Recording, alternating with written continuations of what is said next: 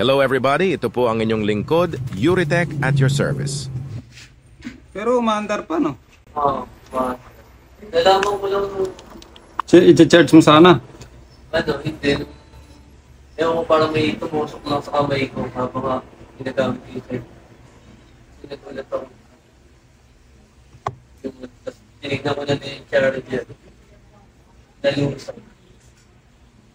Meron po akong tanggap ngayon na iPhone 11. Ang kwento ni Sir ay bago siya matulog kagabi, ay i-charge niya ang kanyang iPhone. Laking gulat na lang niya sa kanyang pagkagising dahil natuklasan niya na nalusaw na pala ang cable wire ng kanyang charger na nakakabit sa kanyang iPhone 11. Sinilip ko sa microscope para mas makita ko ng detalyado kung gaano kalala ang pagkasunog ng charging port ng unit at kitang-kita naman natin na nangitim at nalusaw na ang cable wire ng charger, kaya ang ginawa ko, sinubukan ko munang linisin ang charging port ng iPhone. Dahil sa sunog dumikit na sa charging port ang male tip ng charger sa charging port ng iPhone, kaya hirap na hirap akong tanggalin. At the same time, ingat na ingat din ako para hindi ko mapagdikit ang positive at negative connection sa loob ng charging port. May mga bagay talagang ang hirap ipaliwanag tulad na lang nitong iPhone 11 ni Sir. Nasunugan na ng charger sa mismong charging port, buhay pa rin, samantalang yung iba dyan, natalsikan lang ng ulan ng cellphone nila ay nag-short na. Magsilbi po sana itong paalaala sa ating lahat na hanggat maaari po ay huwag ninyong i-charge ang inyong mga cellphone kapag kayo ay matutulog na. At huwag po nating tipirin ang charger at kable na ginagamit nating pangkarga sa ating mga telepono.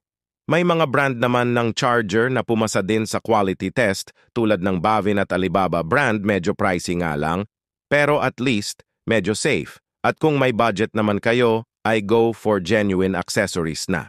Isa rin sa posibleng maging dahilan ng pagkasunog ng ating mga charger ay ang sobrang kapal ng dumi sa charging port ng ating mga telepono. Over the years na always nating gamit ang ating mga cellphone, ay normal lang na mapuno ng dumi ang charging port tulad sa mga sasakyan at motor, may maintenance din po ang ating mga cellphone. Tulad ng iPhone 11 na ito ni Sir na super kapal na ng dumi sa charging port, posibleng isa sa dahilan kung bakit nasunog ay dahil sa maduming charging port. Pangalawa, dahil sa nakasanayan ng pagcha-charge bago matulog at pangatlo, hindi quality na charger. Iwasan din po pala nating gamitin ang ating mga cellphone habang nagcha-charge. Malakas po makababa yon ng battery health. Kaya may mga iPhone na 1 taon pa lang ay sobrang baba na ng kanyang battery health. At pagkatapos ko pong linisin ang charging port ni Sir, ay sinubukan kong i-charge ang unit at sa kabutihang palad ay nag-charge ng normal ang kanyang iPhone. Triple ang swerteng nangyari kay Sir. Una, kahit nasunog ang charger ni Sir, ay hindi siya nadamay. Pangalawa, hindi na apektuhan ang kanyang iPhone. Pangatlo ay di ko na rin siya pinagbayad. Kapitbahay ko lang po si Sir kaya hindi ko na siya pinagbayad.